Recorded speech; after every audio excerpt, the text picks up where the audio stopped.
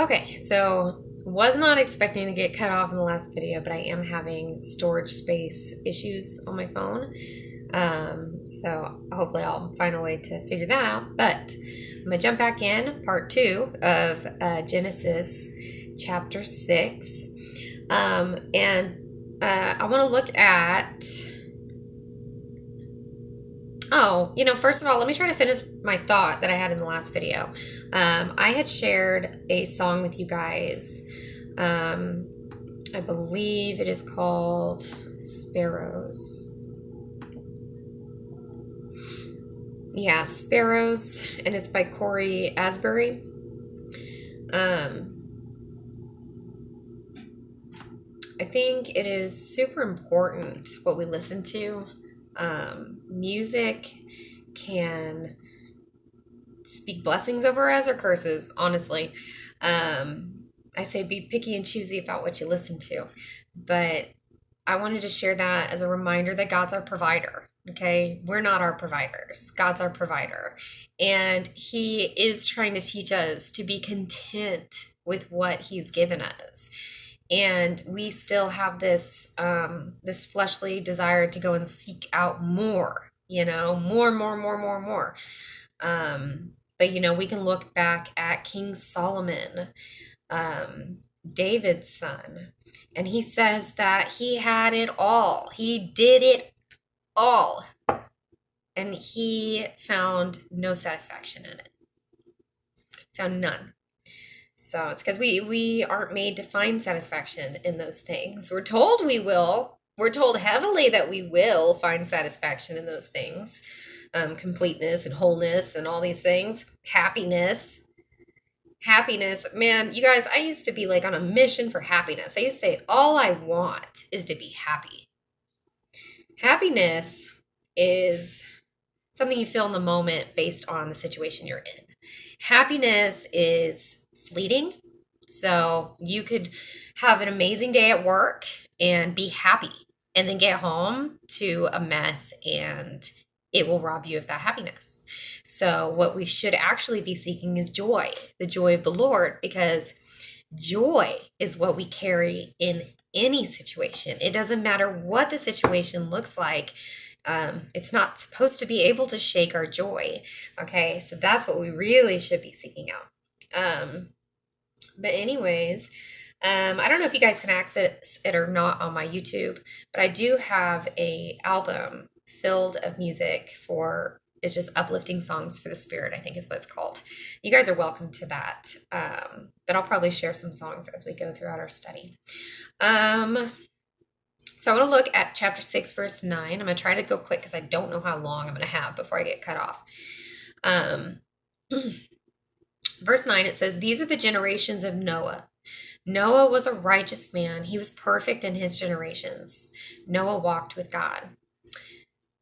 So let's really think about this. When we look at the time of the flood and Noah, the earth was filled, and out of everybody, only Noah, his 3 sons, his wife, and his sons' wives were saved. That's not very many people for a whole globe full of people, okay? We can look back at when God destroyed Sodom and Gomorrah, okay? He couldn't find not a single righteous person in those places. Lot was living outside of the town, but he was way too close to it. He would have been destroyed because of the destruction that was coming. And so Lot was given warning and was able to flee. And he was told to go to a mountain. And Lot had his 2 daughters, and he was like, "No, we can't go to a mountain. Like, could we go to this nearby town just to get out of the way? Would that be good enough?" And the angel of the Lord was just like, "All right, like pretty much, okay." And Lot had to learn the hard way that even though he left those areas and escaped the destruction that was happening there, he still ended up too close to a society, a nation that was living unrighteous lives. And you guys, let's stop real quick and look at the word righteousness. Okay, this is just simply in right standing with God. Okay, it's not like this whole elitist term that people use and to try to be better than others or whatever. It's just simply in right standing with God. So he's living near a town that is, again, not in right standing with God, and he is fearful and he flees to the mountains with his daughters at that point. He realizes the Lord was right. I'm still too close to the influence of this place. I got to get out of here. So Lot and his two daughters. So 3 people were saved in that situation. Then we look at Yeshua's words in the New Testament. And oh man, does he stress. He stresses things. He really stresses that we try to be in right standing with God. And he does this for a reason. When you look at Revelations, I think a lot of us have this image of, I don't know, like majority of the earth, like being saved or something, or just like this huge abundance of people. But I'm not too sure that the Bible reflects that. It's definitely up for discussion. I don't know. It's all about walking with God, though. And, the enemy he will do absolutely anything to distract us from that, from walking with God. Okay? So, let's see.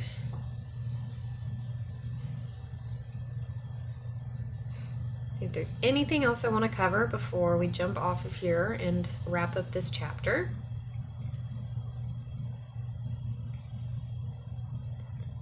You guys find it interesting, I don't know if you watched the videos or not, but that I had shared, but in this chapter, when it says, it talks about the animals, 2 of each you shall bring into the ark to preserve alive with you. They should be male and female. Of the fowl after its kind, and of the animals after their kind, and every creeping thing upon the ground after its kind. You guys, kind is kind of a key word here, okay? Because a lot of people think that Noah's Ark was filled with every species of animal out there. But that's not what God's word tells us. It tells us of its kind. And whenever you look at the understanding of that word, it's more relatable to, scientifically, it would be talking about the category of under family, okay? So they're just going to grab, like, let's take dogs, for instance, okay? He didn't have 2 wolves and 2 Australian shepherds and 2 pit bulls and, 2 what are those wild African type dogs that they have? I don't know. It wasn't like that.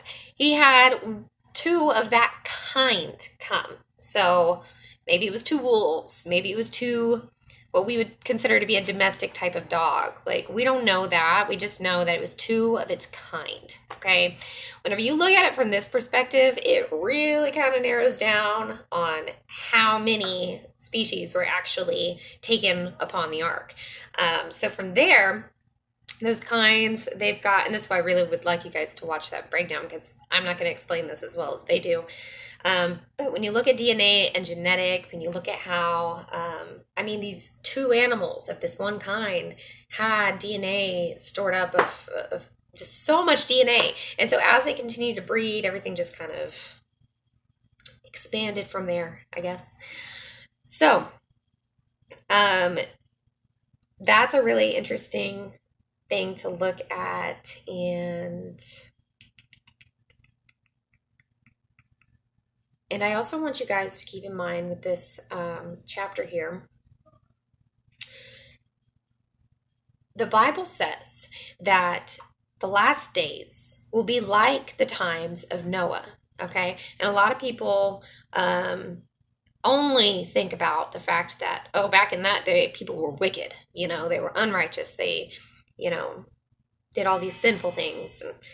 I don't really hear people talk too much about like Noah's side of it too much, you know. The fact that God didn't swoop in and just save him, didn't just like remove him and his family out of the situation. Instead, he provided an opportunity. He made a way for him to do it. Now, Noah could have very easily have not trusted God or had been lazy, maybe even just procrastinated on building the ark. I mean, he was given the blueprint for the ark, okay, very specific on how to make it. And it says in chapter 6, verse, let me go all the way down here.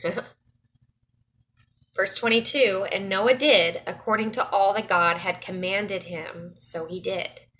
Okay, so this is like, we're not just listening to God, we are obeying what he puts on our heart in the moment. He's trying to use us in the moment. We we get arrogant and we think, oh, we got time. We don't know that. We don't know that we have time. So when God speaks a word over us, it should be top priority, in my opinion.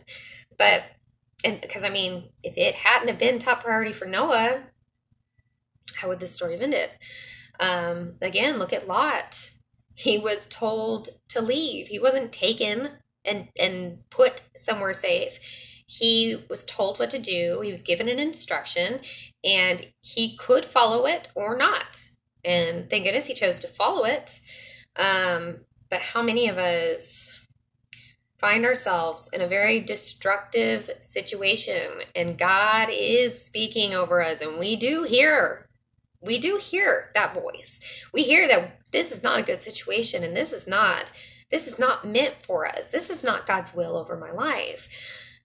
But are we going to take the opportunities that God presents to us to get us out of that destructive situation? Because I think a lot of what I see in like Western type Christianity is that people just kind of sit and hope and hope, and they just think God's just going to come in and swoop in, and he absolutely could. He's God, and he does, I think, in times. But for the most part, he's going to send you an opportunity. He's going to make a way for you. And from there, it's your choice to take it, okay? So the faithfulness, you guys, it all boils down to faith. Do we have the faith to walk it out, okay? It's not just about believing. It's about living it out, okay? So I'm going to go ahead and wrap this up now before my video gets cut off again.